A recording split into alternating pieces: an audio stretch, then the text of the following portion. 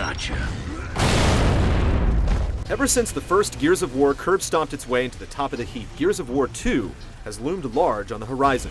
It's hard to imagine that Epic could drop the ball after birthing what looked like a sure mega franchise. Players were promised Gears 2 would be bigger, better, and more badass. The final verdict? Done, done, and done.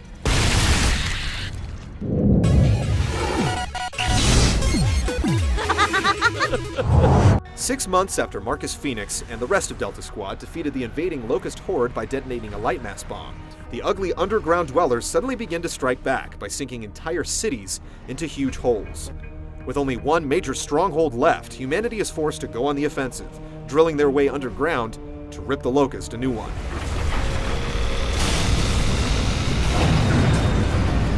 As a war story, Gears 2 knows what it's doing. A professional writer is on board this go-around, and from time to time, it definitely shows.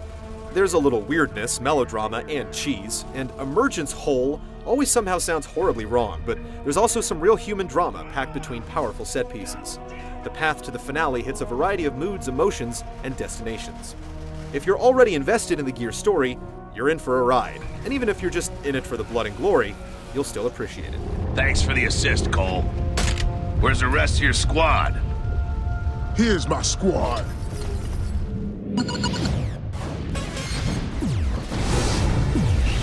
We're gonna have to blow this thing open. Baird, can you get a blast charge ready? Of course. Regular or extra strength? Extra strength. First on the menu is a well-paced campaign that clocks in at just the right length. You can go solo or play with a friend, getting a balanced experience even if the two of you are on different difficulty levels. You'll take in impressive sights, frequently change locations, hit a few burly boss battles, and when you start to feel like you've slaughtered enough enemies, you'll head towards the finale. It's a fairly epic chunk of gameplay built around impressive set pieces that takes big ideas and does them justice. Clear times will definitely vary based on skill and difficulty setting, but you can reasonably expect a solid 8 hours of play. The number may stretch even more if you're trying to fill out your war journal, but with the overall fast-paced and so much bloody good work to be done, the incentive to pick up dinky collectibles is honestly pretty low. The real multiplayer meat comes in two forms.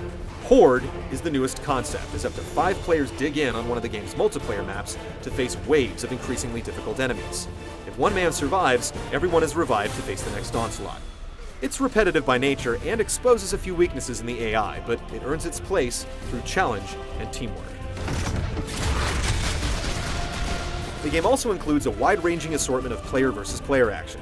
Traditional match types are supplemented with new modes, the most interesting being Submission, that capture the angry moving target game formerly known as Meat Flag, and Wingman, an incredibly fun deathmatch variant that divides players into teams of 2, preserving some of the chaos of a free-for-all while still giving you somebody to watch your back. There's a 10-player max for every match type, and bots are also on the menu to fill in any empty slots. The sheer bulk of content available is a great quality on its own, but it's the gameplay that makes it all worthwhile. Sweet oblivion.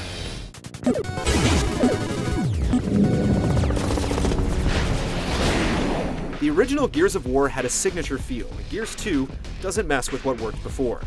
Characters have a real feeling of weight and momentum, trucking across open space with the signature roadie run, crashing into cover, firing powerful weapons, and colliding up close and personal for gory chainsaw kills.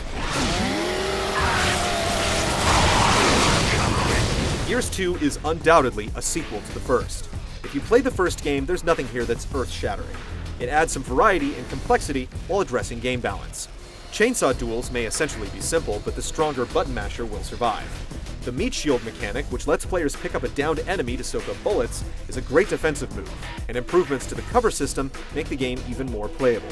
No longer will you find yourself latching onto random walls after coming out of a roll, and you can even customize your control scheme to limit mistakes. Everything about the core gameplay works, but the game makes sure you have a few breaks in between. Riding a beastly vehicle and manning powerful turrets is a big part of the COG job description. Don't be surprised if you end up looking at the standard shooting sequences as a break from it. The different environments substantially change the way you fight and progress. There are enough different types of enemies so that you'll need to adopt new strategies to deal with them. Fast-moving, skittering bombs called tickers are only one of the new occupational hazards. They're spread out over the campaign, but you can really get familiar with the new faces in Horde mode. As for the boss fights, they don't really flow completely with the rest of the game, but they still make a lasting impression.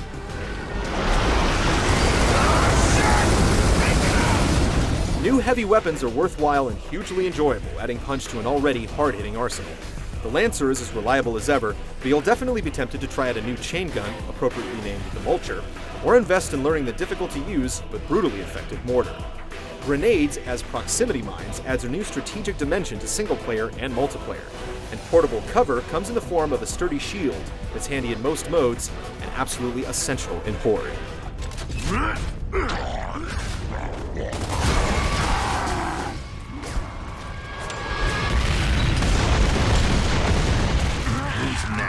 Multiplayer hasn't quite been revolutionized, but it has been significantly improved. Numerous balance tweaks and smart new mechanics help make multiplayer enjoyable and fair. A stopping power feature discourages head-on charges, and being able to crawl when you're downed increases survivability and makes the somewhat risky finishing moves even more important. If you are taken out, a dynamic battle camera lets you snap and save pictures. Even though it's been expanded, the gameplay remains focused and fun.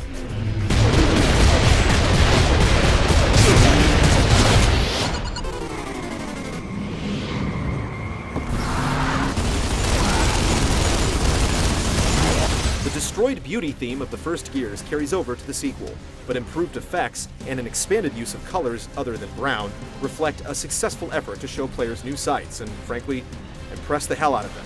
You'll see some crazy stuff happen in the second chapter of this war, and you'll have to find out for yourself what that repulsive meat cube demo has grown into. Characters again look larger than life and a little more human than they did before. Gore still looks sick in the best way, with a handful of new finishing moves and the already infamous chain sodomy animation. The game consistently manages to put impressive holy crap worthy stuff on screen. Your ears get their fair share of candy too.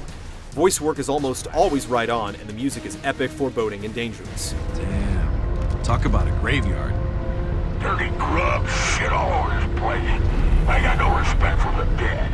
You may be able to pick out some problems with the presentation, like a rare flat line or blurry texture, but the overall level of quality is absolutely top-notch. And a mature content filter that censors blood and swearing might even make it ESRB friendly. Maybe.